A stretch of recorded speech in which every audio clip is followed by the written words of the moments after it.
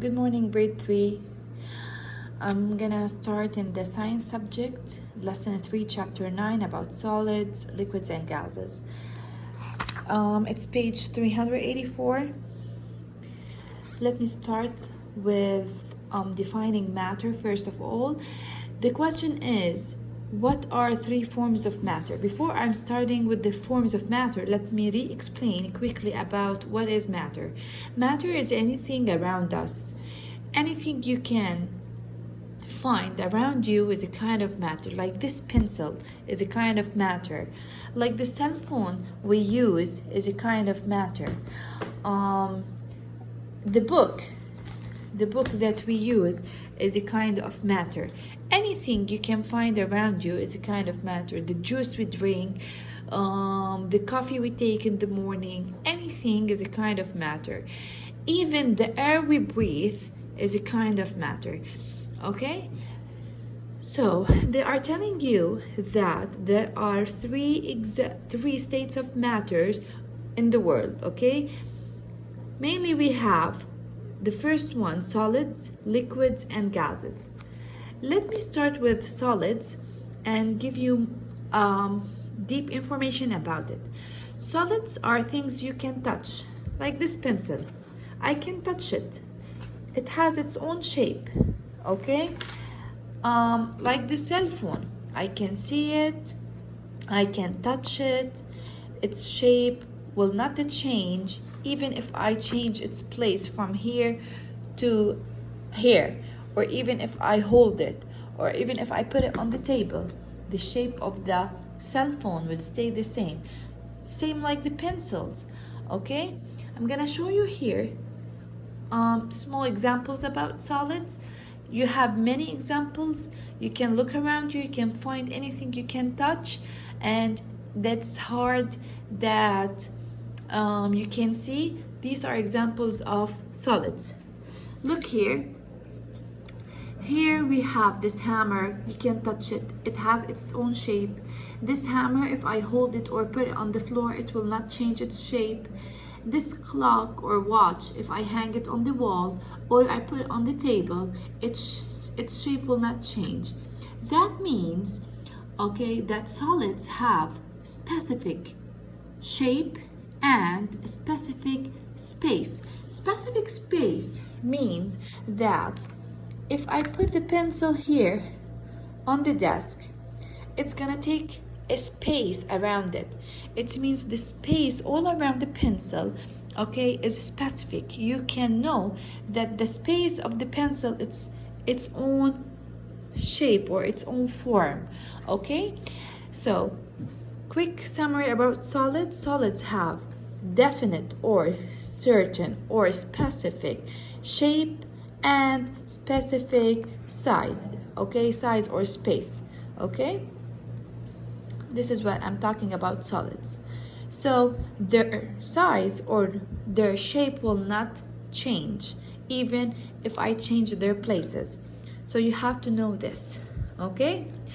Now let me show you something about the particles in the solids. The particles in the solids are very stick together. That means if I cut this pencil into half, okay, and I take a look what's inside this pencil, I will see particles, okay, that are stick together. Of course, you're not gonna see this by your naked eye. You're gonna use a microscope to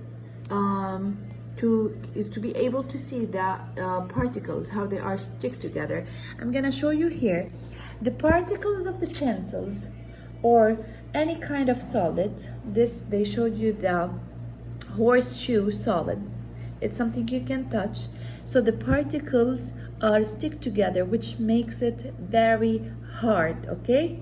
So the particles of the solids are packed closely to each other. Let me start with another state of matter, which is liquid. Liquid like the milk we drink, even the beach or the sea water, okay? Liquid means when something it's melting around the candle, okay, something that is turning to be like water, okay. And even the chocolate milk we're drinking, it's a kind of liquid. So liquid are like things that like look like or looks like water, okay. So not only water is a kind of liquid, we have a lot of examples. Anything that looks like water, it is kind of liquid. So they are saying here that a liquid has a definite volume but not definite shape. What does this sentence mean? This sentence means that if I take a look here in the book, I would look and I would see that if I pour a liquid, any kind of a liquid, water, juice, milk, whatever, if I put it in a rounded pot, the liquid inside that rounded ball or the rounded pot, it's gonna be circular. If I put it in a tall cup, okay, or cylindrical cup, the liquid inside it will look the same shape of the cup. That's mean the shape of the liquid, it's not definite, it's not stable, it's not fixed. It will change. Okay, let me show you examples here about how do liquid change. If I take the same amount of liquid and I poured it in this kind of beaker that has this shape, the liquid inside it will look triangular, like the shape of this beaker. And if I poured water or any kind of liquid in this rounded beaker, it will look rounded. And even in this kind of tall beaker, the water or the liquid will take its shape. So the shape of water is changing. That's why it's not definite, it is indefinite shape. So indefinite or not definite shape means shape is changing. But you have to know something, that even if the shape is changing, but the amount, okay, or the volume stays the same. That means if I take a look, if I take an amount of water, this amount, and I poured it in this kind of beaker, and then I poured it into this kind of beaker, the amount will stay the same, but only the shape will change. That means liquid has not definite shape, yani changing shape, but definite volume. It means their size or their amount will not change, only their shape will change. If I take a look on the particles of a liquid, you can see they are stick together but not very closely to each other like in solids. There is a little space, okay? Let's move to the last state of matter, which is gas. A gas is found all around us, okay? In the room you are sitting in, there is gas, okay? So I'm gonna show you here some examples of gases. Okay, take a look here, please. So the steam that is coming out from a hot cup is a kind of gas. Fire or wherever, okay, is a kind of examples of gas. Let me show you another example of gases. You know the balloons that we blow, okay, to make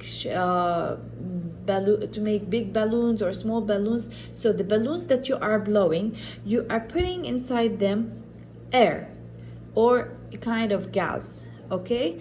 So you have to know something about gas, that gas has no definite shape, no definite volume. Take a look at this, please. this is a balloon with a heart shape. If I blow air in this kind of balloon, the balloon will turn into heart. That means the gas inside it is taking the shape of a heart, okay, and blowing a heart balloon. If I take a look at this picture, I can see that there are some girls blowing a balloon, but this balloon is rounded.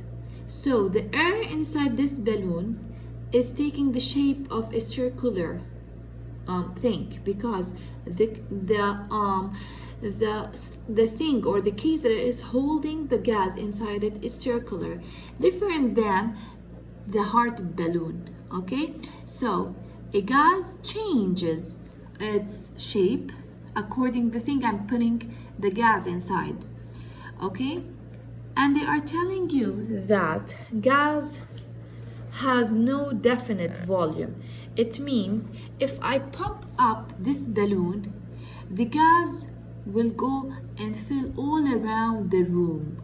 Okay, so this means that they don't go and stand in a specific size. They will go and scatter all around the room. That gives it the characteristic of being not definite. Okay, so please, you have to remember that gas has no definite shape and no definite volume.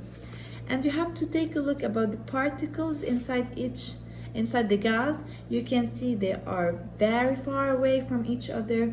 There is a big space. That means if I take a look at this kind of example, I will know that this is a gas. If I take a look at this kind of example, it will show me that this is an example of liquid. And when they are sticked together closely, it is an example of solids. Let me move to the last thing. Okay, how do we use all the states of matter? Okay, so you have to know that matters are found around you. Okay, even they are found in your food. Okay, like let me show you food that you eat. Okay, take a look at this example. Food we eat are kinds of solids. I will show you here on my laptop. Take a look here. So these are examples of food we eat. There are things we can touch. Their shape will not change even if I put them in the table or I put them in different places, in a ball, in a box. Their shape will stay the same. Okay? Liquid, for example, if I take up at this picture, you're gonna see the milk is an example of liquid. The food and the fruits and the vegetables are examples of solids. So even in the food, you may find the states of matter like liquid and solids. Okay, so this is our lesson for today. Please, if there are any questions, don't hesitate to ask.